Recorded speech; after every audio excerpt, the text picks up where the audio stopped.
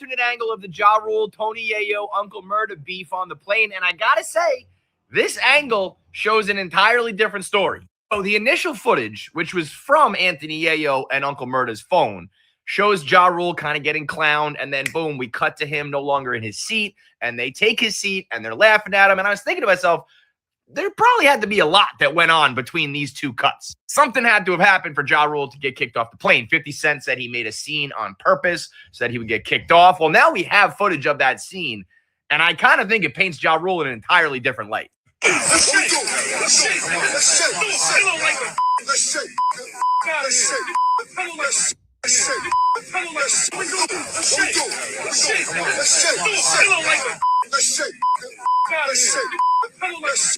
All right, first off, I absolutely love this guy right here. Like, gentlemen, can we please just put on an episode of The Office? We're going to get our Biscoff cookies, and we don't need to cause a scene.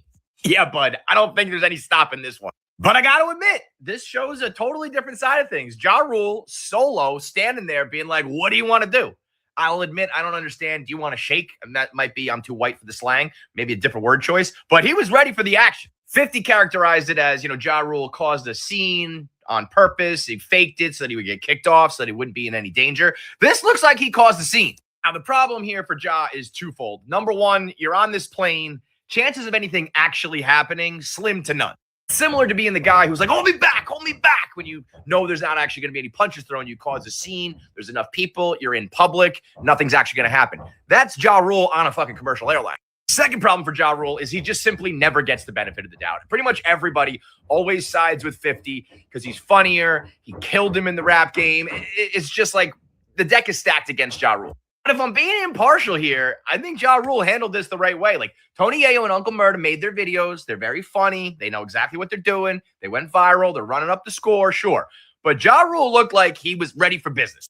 At the end of the day, as deep as this beef runs, I don't think any of these guys are willing to fuck up the bag, fuck up their money or business by getting in a fight or violent on a plane. So I don't think anything was going to happen. But Ja Rule at least put on the show like he was ready for it. It won't change things. At least I don't think so. I feel like this is just forever an uphill battle for Ja Rule that he can never win. But in this case, I think I'm giving the W to Ja Rule.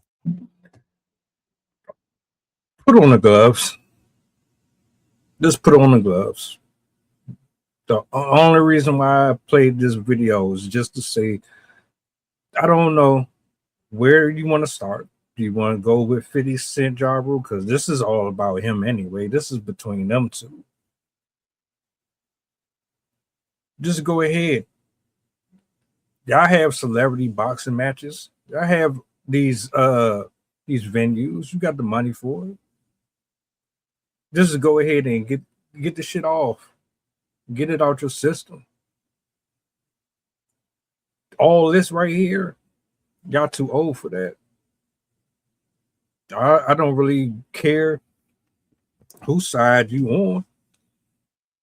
This is between 50 Cent and Ja Rule.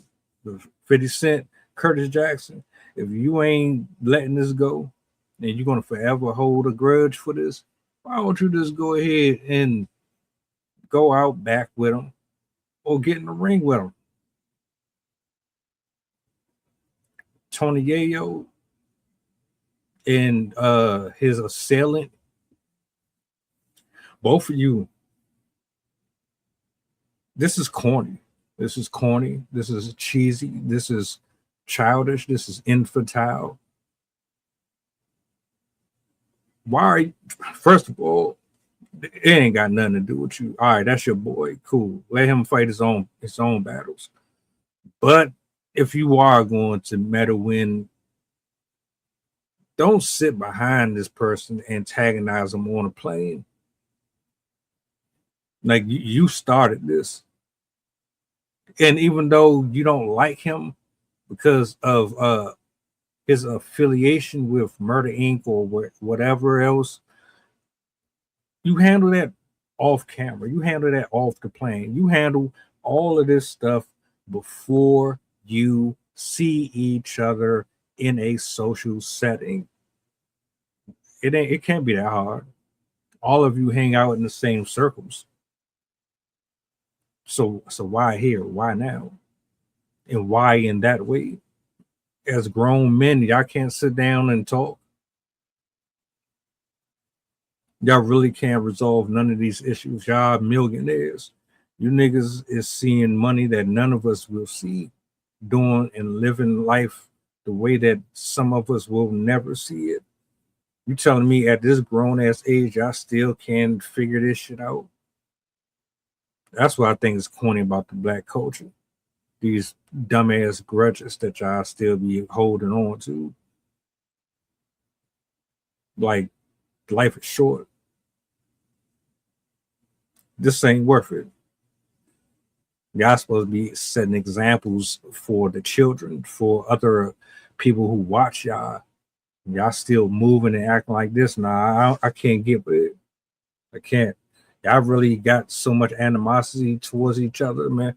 Y'all just need to go ahead and do what y'all need to do, get it over with, and then move on. Otherwise, shut up. Respectfully.